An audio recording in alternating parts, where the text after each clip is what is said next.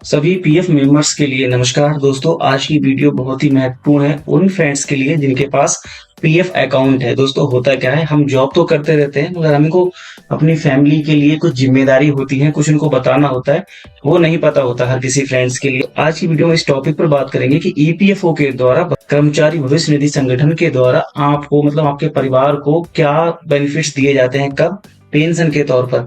ये पेंशन दो तरीके से दी जाती है। पहली होती है कि आप जीवित हैं। जीवित होने का मतलब है कि आप कंपनी में काम कर रहे थे और कंपनी में काम करते करते आपका एक्सीडेंट हो गया, आपकी कुछ अपंगता आ गई, हाथ कट गया, पैर कट गया, आप अब जॉब नहीं कर सकते, तो आपको क्या बेनिफिट्स मिलेंगे।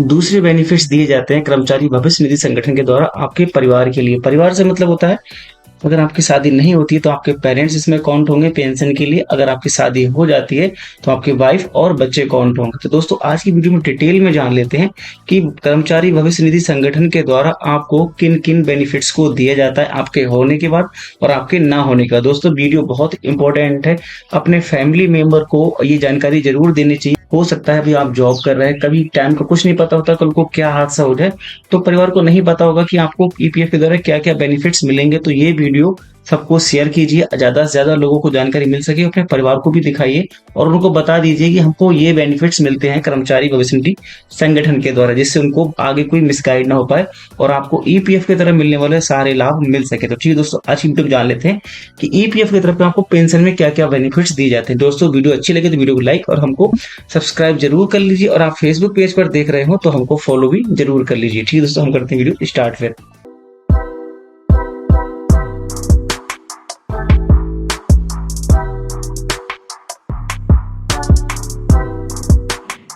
दोस्तों सबसे पहले बात कर लेते हैं कि ईपीएफ की पेंशन की स्कीम क्या है। दोस्तों पेंशन की स्कीम होती है दो टाइप से होती है, एक होती है पेंशन के लिए, एक होती है ईडीएलआई बेनिफिट्स के लिए। तो ईडीएलआई बेनिफिट्स एक इंश्योरेंस कवर होता है, मतलब ईपीएफ की तरफ से दिया जाने वाला आपको एक्स्ट्रा पैसा होता है जो आपको 7 लाख तक मैक्सिमम दिया जाता है। ये होगी इसकी क्राइटेरिया। बात कर लेते हैं, छोटी सी क्राइटेरिया होती है। यहाँ पे एक कंपनी हो सकती है, दो कंपनी हो सकती है, 3 कंपनी हो सकती है, मतलब आपकी टोटल सर्विस में 12 महीने की जॉब होनी चाहिए।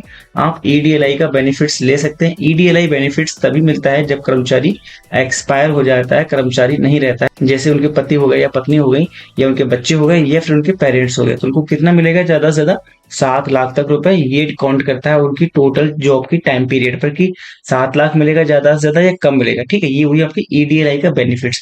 ये दूसरी बेनिफिट्स बात कर लेते हैं अपना पेंशन के लिए। तो पेंशन के लिए दो चीजें होती है, कर्मचारी के जीवित होने पर और कर्मचारी की मृत्यु के बाद में। ठीक है, तो पहले हम बात कर लेंगे कर्मचारी के जीवित होने पर। कर्मचारी के जीवित होने से मतलब है कर्मचारी जॉब कर रहा है, उसका एक्सीडेंट हो गया कंपनी में या कहीं बाहर भी एक्सीडेंट हो गया, कोई जरूरी नहीं कि कंपनी के अंदर ही एक्सीडेंट हो, कहीं भी हो सकता है एक्सीडेंट, और आप वो जॉब करने के लायक नहीं है, जो वो काम करता है उसके लिए कैपेबल नहीं है काम करने के लिए, तो उनको ताउम्र उनको पेंशन दी जाती है। पेंशन के लिए कितनी क्राइटेरिया होनी चाहिए, ध्यान रखना है 1 महीने की जॉब पीरियड है, आप इस पेंशन को ले सकते हैं। क्या मतलब, आपने किसी कंपनी में 1 महीने जॉब की, 30 दिन जॉब की और आपको 31वें दिन या 32वें दिन आपका कहीं एक्सीडेंट हो गया, आप जॉब करने के काबिल नहीं रहे, तो फिर आपको पेंशन दी जाएगी कब तक, ताउम्र। ठीक है, ये हुई पहली कंडीशन जीवित होने पर।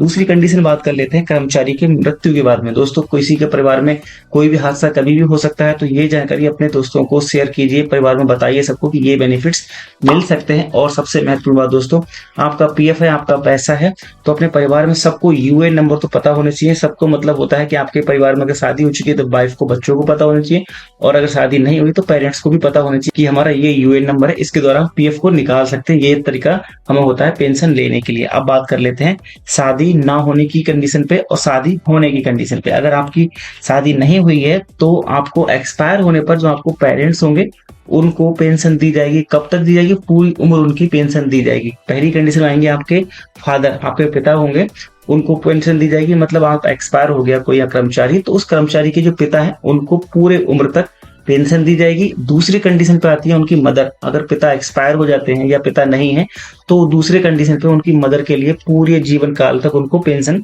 दी जाएगी। दोस्तों अब बात कर लेते हैं कि अगर किसी कर्मचारी की शादी हो चुकी है तो क्या बेनिफिट्स मिलेंगे पेंशन के तौर पर। अगर शादी हो जाती है तो पत्नी के लिए ताउम्र तक पेंशन दी जाएगी। कब तक? पूरी उम्र पेंशन दी जाएगी।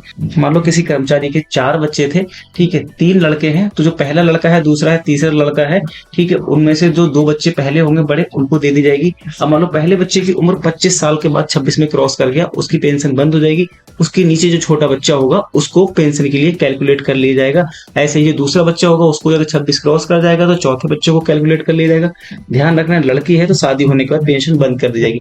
मतलब पेंशन के तौर पर 2 ही बच्चे काउंट किए जाते हैं, 2 से ज्यादा काउंट नहीं किए जाते। मैंने बता दिया, अगर कोई भी बच्चे का अपंग होता है तो उसको जीवन भर पेंशन दी जाती है। दोस्तों यह होती है कि आपको ईपीएफ की तरफ से दी जाने वाली पेंशन। अगर आपको इसमें यह जानना है कि आपको कितनी पेंशन दी जाएगी, किसमें पिता को कितनी पेंशन मिलेगी, मदर के लिए कितनी पेंशन मिलेगी, वाइफ के लिए कितनी पेंशन दी जाएगी और बच्चों के लिए कितना पैसा दिया जाएगा पेंशन के तौर पर, तो एक सेपरेट टॉपिक हो जाएगा, बड़ा वीडियो बन जाएगा। तो सिर्फ मैंने आज पेंशन के लिए किन किन बंदों के लिए पेंशन दी जाती है उसके बारे में कवर किया। अगर आप मुझे कमेंट करेंगे और पूछेंगे कि सर हमको कितनी कितनी पेंशन मिलेगी, हमारे पेरेंट्स के लिए मिलेगी, हमारे वाइफ के लिए मिलेगी, हमारे बच्चों के लिए मिलेगी, तो हम उसके लिए एक अलग से डेडिकेटेड वीडियो बना देंगे। मगर अभी हमें क्या करना है, हमें वीडियो लगी अच्छी तो हमें लाइक तो जरूर कर लीजिए, और हमें फेसबुक पर देख रहे हैं तो फॉलो कर लीजिए, अगर आप यूट्यूब पर देख रहे हैं तो हमें सब्सक्राइब जरूर कर लीजिए, जिससे हमें आगे भी और सपोर्ट मिले आपको अच्छी अच्छी वीडियो बनाने के लिए। अगर आपको वीडियो कैसी लगी हमें कमेंट के माध्यम से जरूर बताइए। अगर आपको कितनी पेंशन के लिए मिलेगी पेरेंट्स को, वाइफ के लिए, ये भी जानना चाहते हैं तो कमेंट के माध्यम से बात कर सकते हैं। दोस्तों ये हुई हमारी बात, अब करते हैं हम आपकी बात। दोस्तों अगर आपके मन में कोई भी कंफ्यूजन हो, कोई भी डाउट्स हो, तो सारी सर्विस फ्री है यहाँ पे, आप कमेंट के माध्यम से पूछ सकते हैं। अगर हमसे बात करना चाहते हैं तो इंस्टाग्राम आईडी का लिंक भी हमने डिस्क्रिप्शन दिया है, वहां हमें फॉलो कर लीजिए, हमें मैसेज कीजिए, हमें जैसे ही टाइम मिलेगा आपके लिए हम जरूर रिप्लाई करेंगे।